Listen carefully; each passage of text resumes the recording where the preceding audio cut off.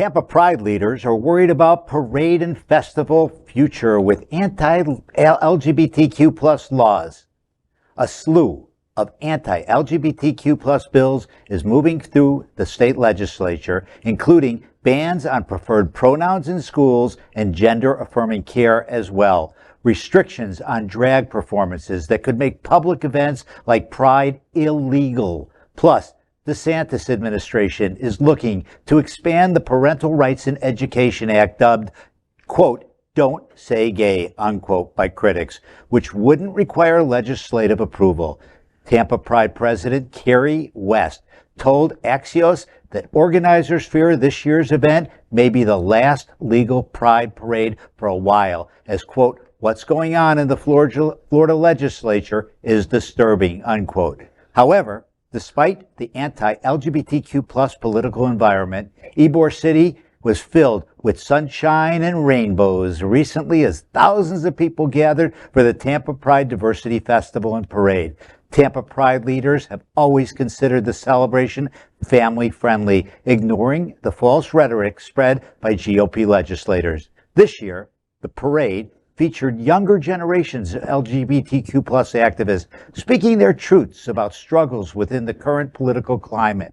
But this fear in the minds of organizers and the LGBTQ plus community of Tampa does not come out of the blue. Tampa Pride has been forced to shut down before. In 2005, former Hillsborough County Commissioner Rhonda Storms led the commission in banning all Pride events. It took 8 years for that ban to be repealed, and the city hosted its first parade in 2015 with now Mayor Jane Castor as the Grand Marshal.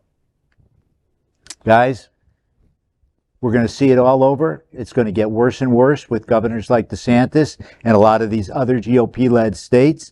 Somewhere, like Al said, civil disobedience. I'm not sure what the answer is, but we, like other communities, need to stand up for our rights. We need to say that we're everybody. And when you come at us, you're coming at everybody. Mm-hmm. I think it's, as excited as we all are to come up on Miami Beach Pride, and we have Stonewall Pride coming up in Wilton Manors, and those are really fun events. We have to remember that Pride started as a protest, and we need to get probably back to the roots of what Pride is supposed to be about. So I hope people will come out and support Pride events, participate in the parade, make a statement, which is what that is about, is to show representation, be out in the community, and yes, the party is a great time to have and to celebrate, but it really needs, at this point, is a protest for our community.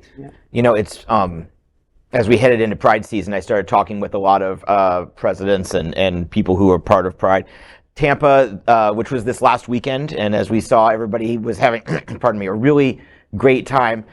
Tampa moved alcohol out of the streets and into just one venue, so that, because this year the DeSantis administration has been leveraging the bureaucracy to say, okay, we're going to take your liquor license if you host, profane public things, which includes basically anyone in drag. So they worked around it this year. West Palm Beach or Pride did not have its own liquor license. I believe the sales were left up to local restaurants that are along next to the park where the party was.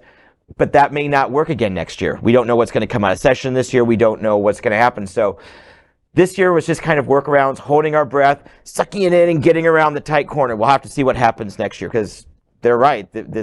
I don't think it will be the last one, because I can't imagine them saying, okay, you can't hold a Pride parade in Wilton Manors, and us not taking to the streets without a permit, without the coordination that makes it such a fun event. We could go in and say, no, this is us. We're going to yell. We're going to scream.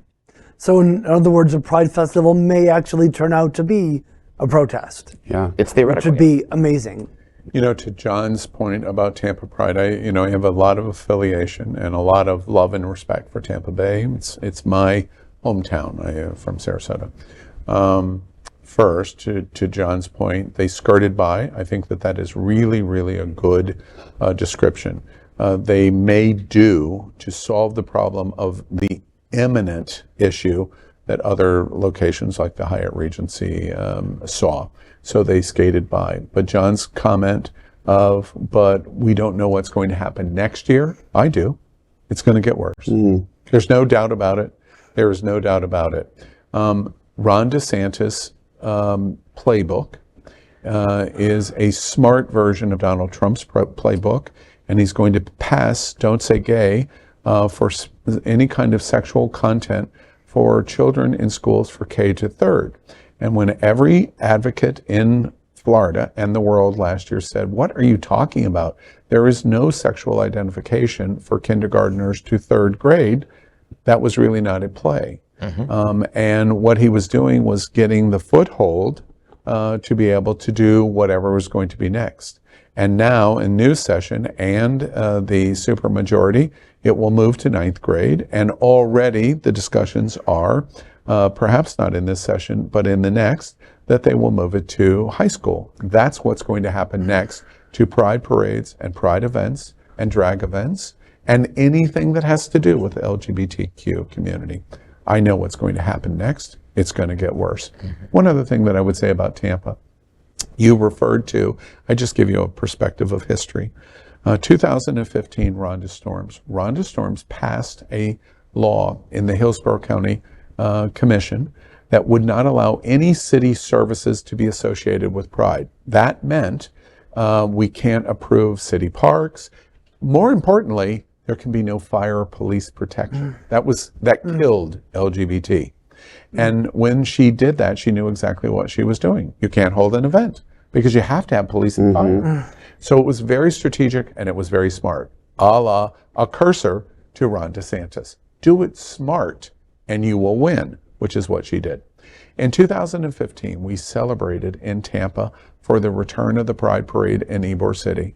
And I will forever be proud of being basically the lead unit, the company that I worked with, of having a 20-foot banner and a bus and hundreds of participants welcoming Tampa Pride back that had an image of the 20-foot banner that was the famous evolution of man. You know how it was a tiny ape and it grew and it grew and it grew to erect male. Except the beginning of the evolution of man was Ron DeSantis.